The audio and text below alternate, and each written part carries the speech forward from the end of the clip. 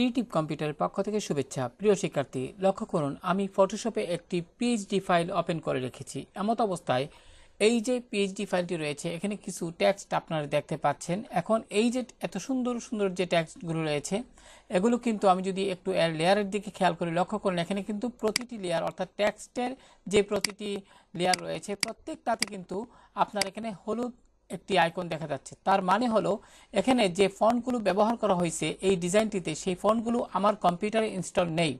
তো আপনার কম্পিউটারে যদি এরকম সমস্যা দেখা দেয় তখন আপনি কি করবেন? হ্যাঁ প্রিয় শিক্ষার্থী, আজকের এই টিউটোরিয়ালে আমি সেই প্রক্রিয়াটি দেখাবো। আপনি ইচ্ছে করলে কিন্তু অনলাইন থেকে এই ফন্টগুলো ডাউনলোড করে নিতে পারেন। আমি যদি আপনাদের একটু দেখাই, যেমন খেয়াল করুন এখানে প্রথম যে ফন্টটি রয়েছে, এমত অবস্থা আপনি যে কাজটি করবেন অনলাইনে থাকা অবস্থায় আপনি এখানে ডাবল ক্লিক করুন।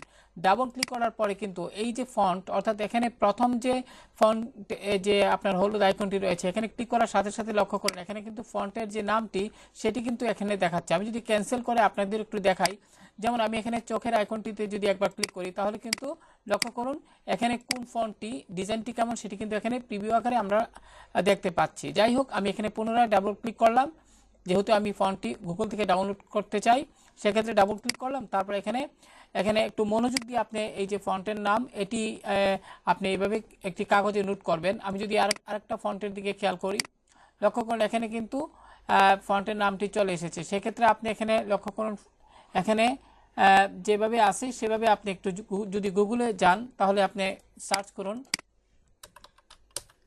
এখানে গুগলে যাওয়ার পর আপনি এখানে খুব মনোযোগ দিয়ে আপনি এটি খেয়াল করবেন। প্রিয় শিক্ষার্থী, আমি এখানে আবারও পুনরায় টাইপ করছি। এখন লক্ষ্য করুন এটি কিন্তু চলে এসেছে। এক্ষেত্রে এখানে ক্লিক করুন। ক্লিক করার সাথে সাথে এখানে অনেকগুলো লিঙ্ক আপনারা দেখতে পাবেন। সেক্ষেত্রে আমি প্রথম যে লিঙ্কটি এটিতে ক্লিক করছি। ক্লিক করার সাথে সাথে কিন্তু প্রিয় শিক্ষার্থী খেয়াল করুন এখানে কিন্তু ফন্টটি দেখা যাচ্ছে। এমন অবস্থায় এই ফন্টটি আপনি ডাউনলোড করার জন্য ডাউনলোডে ক্লিক করুন এবং ডাউনলোডে ক্লিক করার সাথে সাথে কিন্তু এই ফন্টটি কিন্তু আপনার কম্পিউটারে ডাউনলোড হয়ে যাবে। আমি যেহেতু গুগল ক্রোম ব্যবহার করছি তাই এরকমটি দেখাচ্ছে।